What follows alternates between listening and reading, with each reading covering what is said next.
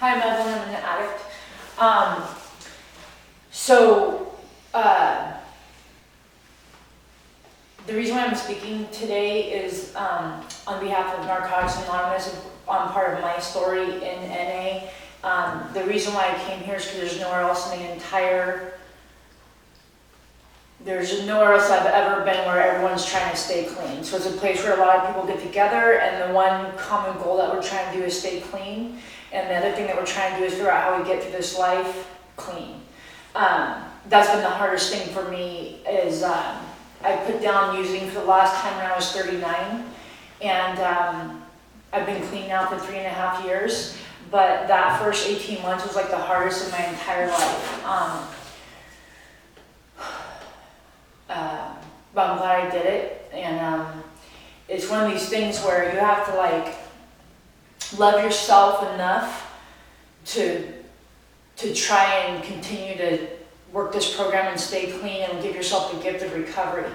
Because there's this brain up here that tells us we don't need it, we don't want it, we don't belong here, we just cross the line a little bit and we can go back, and all these little mental gymnastics that we play in order to, wants to talk us into going back out. And it doesn't matter like what it is, you know, it's so weird. I hear people that are heroin addicts and then they're like, oh, but I've never had a problem with weed, so now I'm gonna smoke pot. It's like, no, this is a program of complete abstinence. That means no weed, no mind-altering substances. And you know, a lot of people say, oh, alcohol is not a big deal, it's a drug. And NA has defined it as a drug. And I've been around a lot of people growing up on different kind of drugs, and like the one that to me is the most disgusting of all is alcohol. So that's looking from a little kid's point of view. So the way I grew up was my mom was an alcoholic, and let's just say she wasn't a very good, she wasn't paying attention. She had 3 kids, and she was the kind of mother that would pick us up from school and say, I'm just going to go to the bar and have a couple drinks, and she thinks she could be back in 20 minutes, and she wouldn't come out for hours. Oftentimes she would get us there at like 3 o'clock in the afternoon, leave 3 kids in the back of this Vega with maybe a pillow, a blanket, and a box of Cheerios, and we wouldn't see her for 12 or 13 hours. Maybe she would have some drunk dude run out and give us some nuts or something, but then, you know, lo and behold, by 2 or 3 o'clock in the morning, she's in the front seat giving some dude a blowjob. And that is the kind of woman that she was when she was drinking. And now that I'm in recovery, like I can honestly say that I feel like she honestly thought she was just going to go in there and have a drink. Or do whatever she was going to do. But once the alcohol touched her lips, like she had no control over what happened next. I can't say I don't still have resentments against her and some negative feelings, but it's kind of hard because I became that woman after a number of years.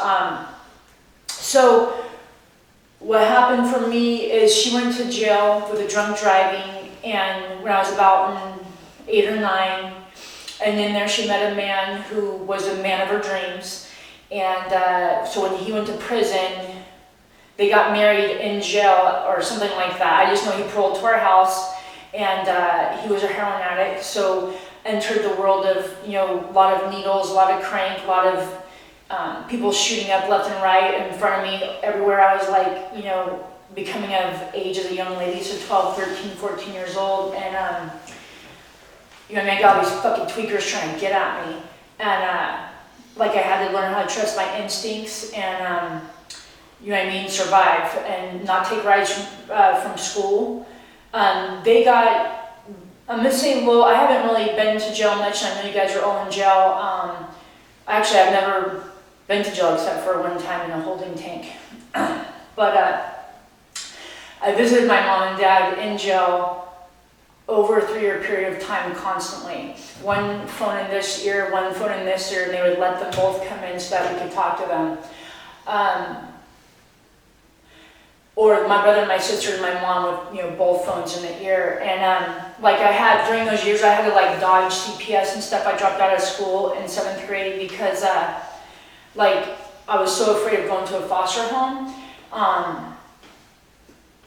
And when they got out that one particular time I was 14, we lived in a tent. And it was about that time that I met a bunch of other like street kids, you know what I mean? Like kids that were, their parents were addicts too, and they didn't give a shit what we were doing. And I ran around the streets till 2, 3, 4 o'clock in the morning at 14, 15 years old. We lived in a tent, and mom's all strung out, no one really cares. So I remember like between the ages of 14 and 17, I stood in line for every single meal I ate at Salvation Army.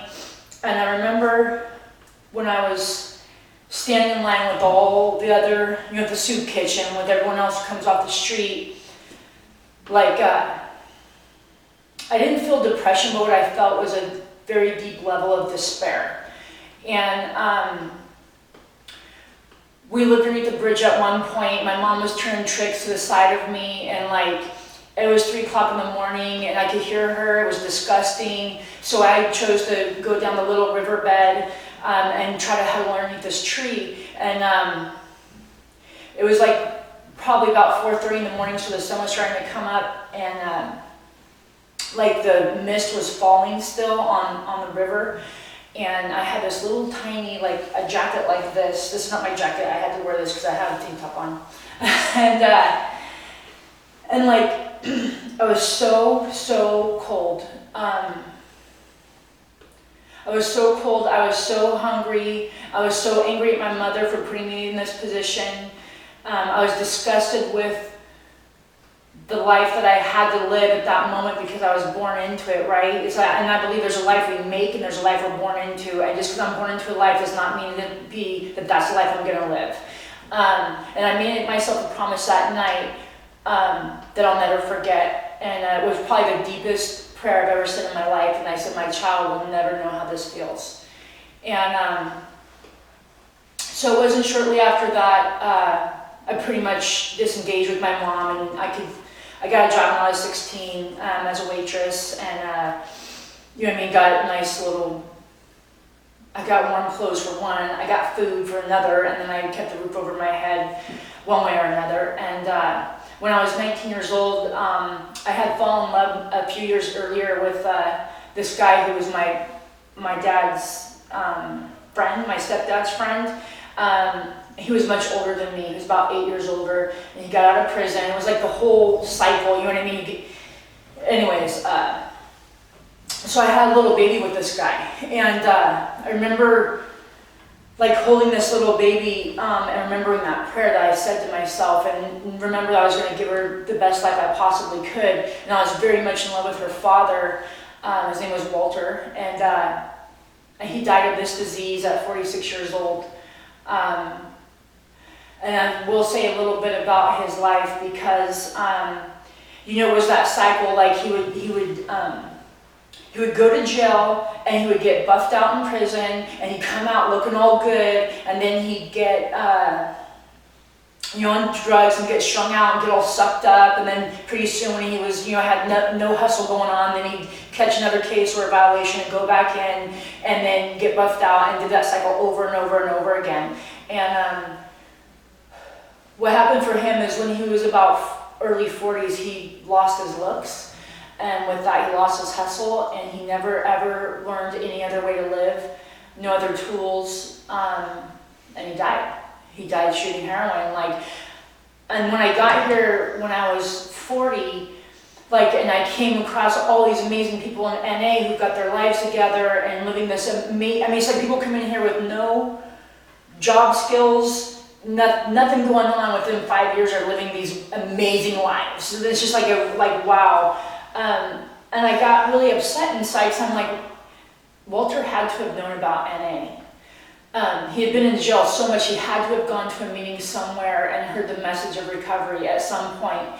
And for whatever reason, he never went to a meeting that I know of when he was out, and he let himself die. And it makes me pissed off because I love this guy, and I feel like he chose dope over me and our little baby. But anyways, it was clear that if I stayed with this guy, I was going to have the same kind of life I had growing up. It didn't take it's rocket science to figure that out. So shortly thereafter, I got strung out and dope for a while with him, and I quit pretty quickly. And my baby was like 6 months old, and I was like, this is not going on the right path. So I got a job, and luckily for me, it was a job I was really good at, and I kept that job for 20 years. And I gave her an amazing life. She had a canopy bed, she had princess freaking clothes, she had like designer clothes, she had a really nice home, she had jazz, she had ballet, she had like all this really cool stuff. And I thought I did a pretty good job. And I remember when she was 4 years old, I remember thinking like, I'm not gonna have any more children, because when she's 4, or when she's 20, I'm gonna be 39 and I'm gonna party. Like, I had pretty much put my life on hold for those 20 years. All I did was work and go home and raise her up, right? And at 39, it's on. And so she left. She ended up leaving the house when she was a little bit younger, and I remember, like, by the time she left, I was so spiritually bankrupt. Like, I had nothing going on. I just lived on the outside. I lived for all these superficial things, a house, a car. Look at me, I built all this stuff out of my little homeless, self, and I had, all these fancy clothes, and like, I felt nothing inside. And I remember leaving this house where I was married to this man who was a horrible person.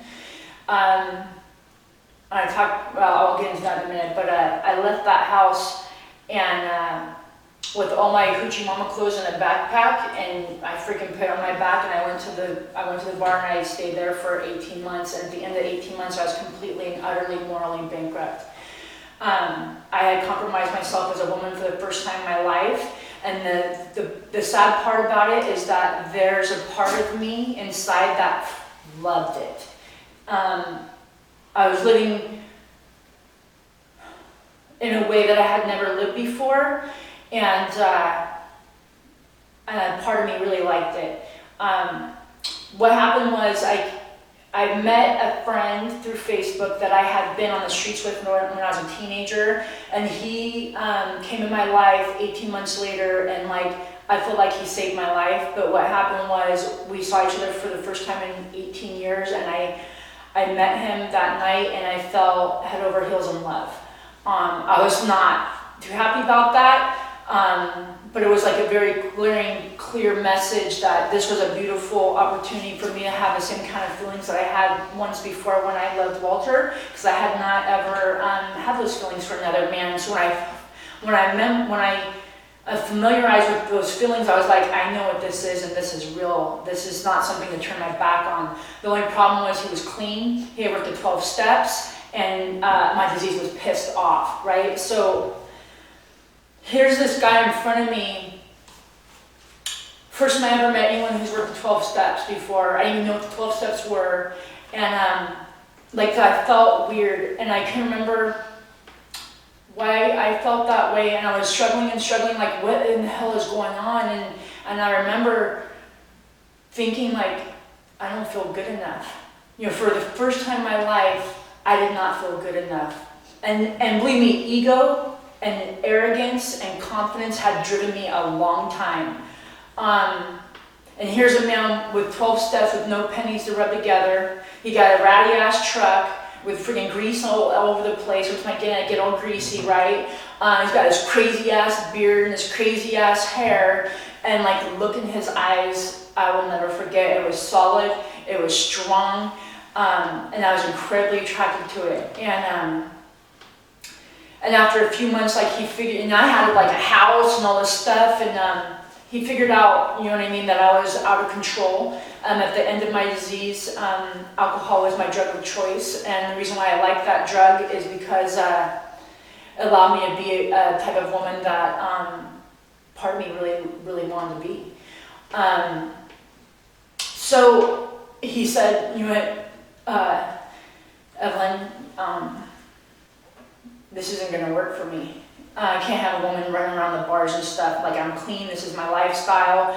And so I couldn't handle that, you know what I mean? And what's weird is when you work the steps, you find out all kinds of stuff. So when I did my 4th step, I realized like I have a huge problem with rejection.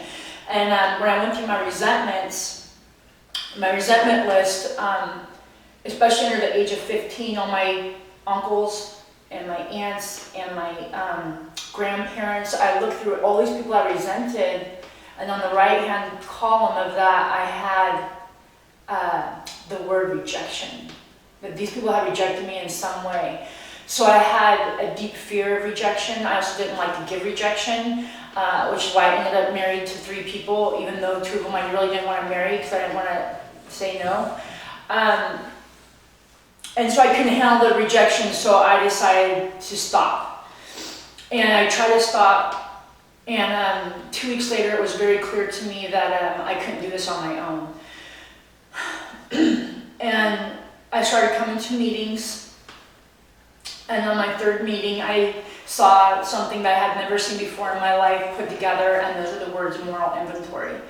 And when I looked at those words, all I remember is that whole meeting, I just stared at those words, and they were written on the wall, the 12 steps, moral inventory, and I just that night, something inside me broke. And what I saw was my life for reals for the first time. Yeah, I raised my daughter. I had been married 3 times to 2 men I didn't even want to marry. And I didn't have the guts to say no, because that's, you know what I mean? Like who, that's not a kind of, like that's an attribute of a human being that people are supposed to have. But instead I just used these people for what I wanted because they were serving something for me at the time, which was attention and love. And they were giving that to me, and then I'll just toss them to the side when I'm done and on to the next. Treated people like garbage. I let my daughter be verbally abused by 2 of those men, call her horrible names. I never once in my life stood up for her to say, I don't like the way you're talking to my daughter. I have to live with that, you know what I mean? I was stoned every single day from the time I was 11 years old all the way till I was 39. Every single day. So that 20 years, I smoked weed morning, noon, and night. And that's totally medicated. I had this thing to raise my daughter, and that was my goal. Am I running out of time? You know what I mean? I had to get honest about the kind of person I really was. And it's weird because I realized no one ever taught me how to be a grown-up. You know what I mean? I picked up a bunch of survival skills from the gutter, you know what I mean? And used those to try to get through life as an adult woman. And yeah, they worked for me for a while and they probably kept me safe. But I'm not gonna be able to use that same toolbox to get through marriages and a relationship. And I'm still with my guy. It's been 3.5 years, and it's the most beautiful experience I ever had, and the most difficult. I had to pick up new tools. So he told me in NA, and I've learned this to be true, you know what I mean, we have our toolbox, we filled up from the time we're little kids with all kinds of tools, and for women, a lot of times it's manipulation and all kinds of other stuff. And I got to put that toolbox down. And now I got a new empty toolbox, and I get to fill it up with all this amazing stuff. And the amazing stuff is not easy. The amazing stuff in being clean is freaking hard, but I'm fighting for it because I want a better life. I don't want to keep living that same life in a circle. And I got this crazy bitch that lives inside my head that tells me I should go out and party, and I know that that's not okay. Why would I want to go out to why would I want to go be that woman again? You know, and I know that person lives inside of me, and that's okay. She's probably going to be there forever. The trick is, even though I want to use, I don't have to use, and that's the beauty of this program. It promises us freedom from active addiction, and our addiction isn't always manifested in drugs, right? So even though I put my life on hold for that period of time, I was a messed up person. So with the 12 steps, the first step is only about abstinence. That's the only step that deals with drugs. 2 through 12 are how to live. So it's really I learned I don't have a using problem, I have a living problem, and that's why I use. And I went through some of the stuff in my inventory, my moral inventory with my sponsor, And I was like, oh, I did all these things because look at how messy it got at the end of my disease. Like, look at all my sexual inventory is all messed up at the end. And she said, Evelyn, you didn't do those things because you were loaded. You did those things because that's who you are. And being loaded made it easier. And that's true. That's true. So I get to work on whatever it is that makes me feel like I need to be that person. It's deep stuff, right? Let's see here, what else? I could talk a little bit about my daughter today. She's 24 years old. When I first got clean, I was pissed off. I didn't want to be here. But I felt like all the signs were there, and I will share with you why I decided to quit. Like I said, my boyfriend was questioning my behavior. My other friend came in from the other fellowship, and she was questioning my behavior. And then on December 23rd, 2012, my mom came for her visit. So my mom's been using meth for 45 years, and to see what that stuff can do to a woman after that period of time is really, really disgusting. So she's 64 years old, and she looks like she's 90. She has this long gray hair. She has all these scars all over her face because when she was loaded, we lived in a house with scabies, so she would pick, and like, it was disgusting. She'd take all her scabs and she'd put them in this little thingy so she could save them all. Then I'd get all tripped out on acid and look for roaches and come across this crazy stuff. It was a bad experience. But anyway, so she comes around the holidays, and I dread seeing her. I dread seeing her to this day because it's hard to see a once vivacious, beautiful woman become what she's become, and to see what drugs can do to a human being. But she's alive, and she's not clean. So she comes around on the holidays, and I open my home to her. I can barely stand to look at her, but I do, because I know that she needs my love, and I don't want to have all this guilt when she dies, that I treated her horribly. So on this particular day, like she broke her hip a couple years ago, so she's always on morphine. Her eyes are always glazed over, and it's like she's so crazy and weird. But on this particular day, like nobody was at my house, and at 10:30 a.m., I hear knock at the door. And I open it, and there's my mom, standing more beautiful than I had seen her in years. And her eyes were bright, and they were clear, and they were engaging, and like, I thought I had seen, you know what I mean? Like, it was my mom from when I remembered before things got really bad. And we had this amazing, beautiful experience where she sat down on my couch, and for some reason I started bringing up my behavior. And I started bringing up the fact that, you know, I was with this guy, and he didn't like me because of what was going on, because I was a drunken whore, right? And no guy wants that, especially when he's clean. She said, I told her I had raised my daughter up, and she goes, other children need your help. And I don't know what it was, but I just tried to justify why I was doing what I was doing, and explain to her that I was having fun. Like I was going to Alaska fishing, and I was traveling to New Orleans. I was going to all these places by myself where no one could see what I was doing, so I could let my disease out in the sickest way, right? And like she knew. She finished every single one of my sentences. And I tried to bring my disease over here, and she finished that sentence. It's like she had a roadblock at every single excuse, and like I realized right then that I was that woman that she was. And she told me that my life was not, where I was headed was not going to take me anywhere good. And she told me that she was tormented by nightmares over the way that she treated her children, and that she's in her older years and she's supposed to enjoy her years, but instead she has all these nightmares about these horrible things she did for her children. And I was blown away something happened, like in that moment, something spiritual. And I went in the other room to call my friend, my boyfriend. I said, something just happened. My mom's here. He goes, I know, I can feel it through the phone. And he said these words to me. He said, isn't it weird the people that God chooses to speak to us through? And I was just like, wow.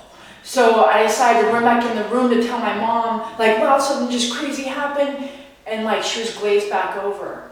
You know, within like 10 minutes, like she was gone. And like, and I believe that my spiritual guide, or whatever you want to call it is, sat on my couch that day and told me to stop.